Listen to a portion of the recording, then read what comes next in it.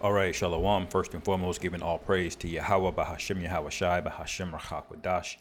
Double honors to the elders and apostles at Great Millstone who rule well. Peace and blessings to the hopeful elect. Shalom to the men of the Lord that are prophesying, preaching, and teaching them the highways and byways in sincerity and in truth. Shalom, Barakatham.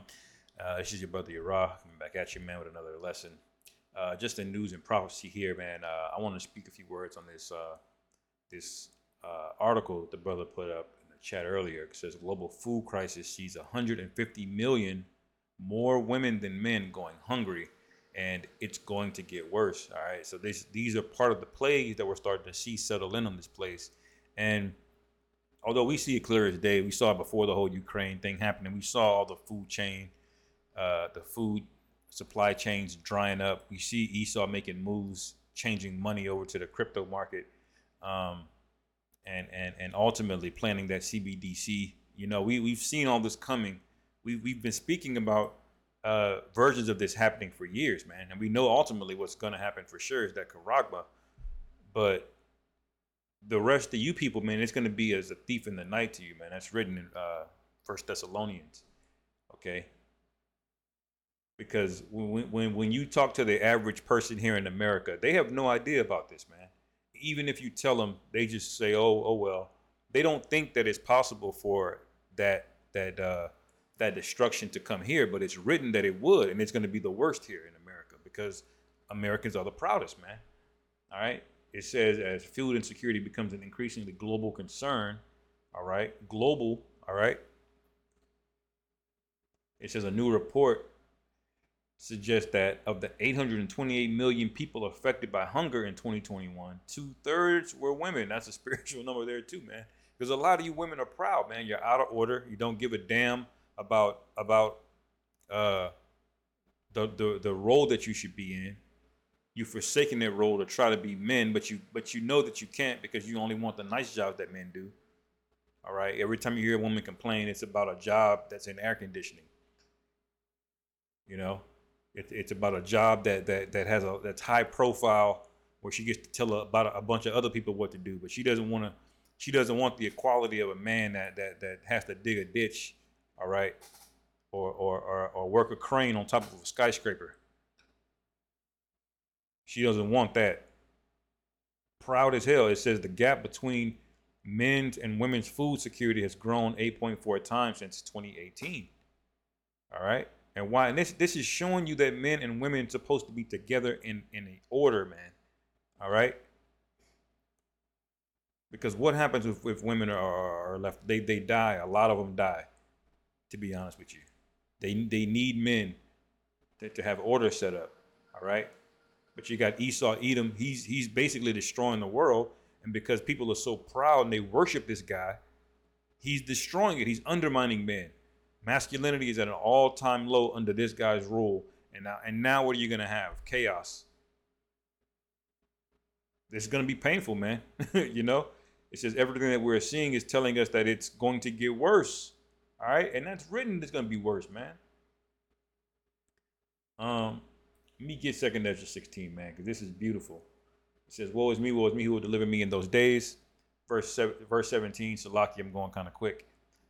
It says that verse 18, 2nd Ezra 16 and 18, the beginning of sorrows and great mournings, the beginning of famine and great death, the beginning of wars. All right. So you see war and famine coming up at the same time. Now, what sparked this famine and this food shortage?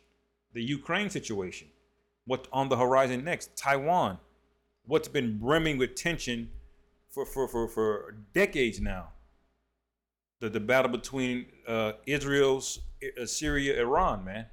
All of them have their allegiances. Saudi Arabia, they all are forming their allegiances, man, for that great battle. Okay, we see it. It says the beginning of evils. All right, so it's not gonna get better. They nailed it on the head here. It says everything that we're seeing is telling us that it's going to get worse. All right.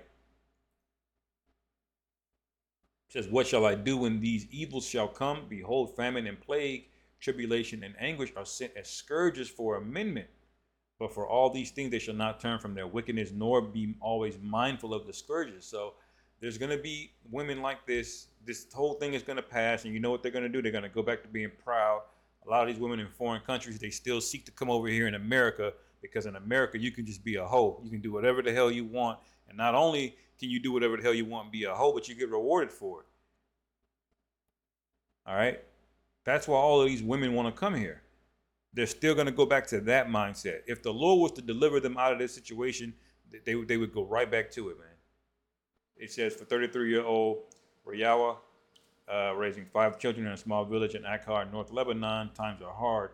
It says following the dual crises of the the outbreak and Lebanon's economic collapse, she has had to double her workload, working in the fields and in the house, but still struggles to earn enough money to eat. All right, and Lebanon that's the land right above Israel that's going to be prime time for that destruction of World War III, man. All right, let's keep reading because the scriptures touch on this. Behold, victuals shall be so good, cheap upon earth, that they shall think themselves to be in good case. Even then shall evils grow upon the earth. All right, so that's over here in America, in these different parts where things seem all good. Okay, you can get a PPP loan and some stimmies. Meanwhile, it's causing all of the natural price of assets to go up, and all holy hell is breaking loose all over the place. While these women over here are living good, the world is being swarmed with pestilences and food shortages, man.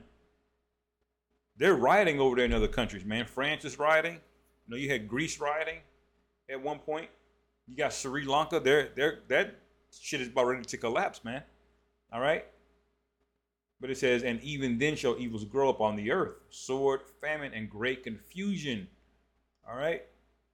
For many of them that dwell upon the earth shall perish of famine, and the other that escape the hunger shall the sword destroy.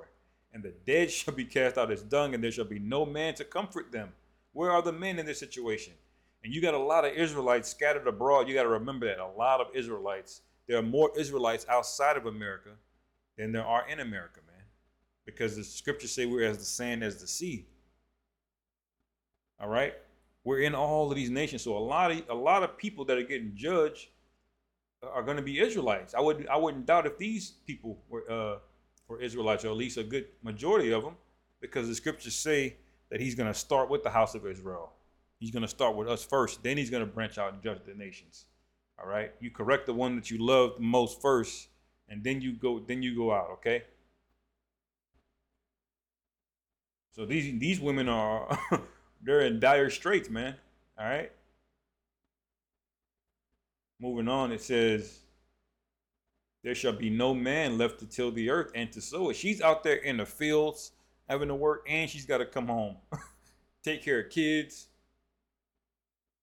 running out of food. They can't do it, man. They're women. It says, the trees shall give fruit, and who shall gather them? The grapes shall ripen, and who shall tread them? For all places shall be desolate of men. All right? Because you have to ask yourself, how is 2/3 of women just dying? Where are the men? You know? So that one man shall desire to see another and to hear his voice. For of a city there shall be left 10, and 2 of a field, which hide themselves in the thick groves and in the clefts of the rocks. As an orchard of olives upon every tree, there are left 3 or 4 olives. So it's getting barren out there, okay? Food shortages, man. From those wars we spoke about earlier. Let me skip on down to verse 33. The virgins shall mourn, having no bridegrooms. The men shall mourn, having no husbands. Their daughters shall mourn, having no helpers. In the wars shall their bridegrooms be destroyed, and their husbands shall perish of famine. All right, that's talking about this, man. We're in that time of war. These women are about to get judged, man. And I believe through the Spirit that a lot of these women that are going through are Israelite women, because Eve is wicked as hell, man. No matter what she looks like, no matter what nation she's in, she loves wickedness, man. All right. Now let me get this real quick, and I'll close it. Not to make this too long. This is Jeremiah addressing the exiles. All right, the exiles of Israel. And that's what the Lord is doing here, judging the exiles of Israel all over the world. Okay. he's addressing them. What this is during the time of the Babylonians, but the scriptures here are manifold. All right, Jeremiah 29:16, it says, "Know that thus saith the Lord Yahweh of the king that sitteth upon the throne of David, and of all the people that dwelleth in this city, and of your brethren that are not gone forth with you into captivity." All right, so it's talking about those who don't know that they're Israelites, all right, or those who who've been told that they were Israelites, but they rejected. They just go back into the world like, oh, I'm gonna be a Hindu, I'm gonna be a Muslim, I'm gonna be a Christian. All right, verse 17, it says, "Thus saith the Lord Yahweh of hosts, behold, I will send upon them the sword, the famine, and the pestilence, and will make them like vile figs that cannot be eaten. They are so evil." All right, and they are evil, man. You know, these people deserve a whole hell of a lot more than what we're seeing right now, and they are. The Lord has promised to utterly confound this place and destroy it. Okay, and I'm not talking about the whole physical earth. I'm talking about breaking these nations in pieces, man, like the scriptures say.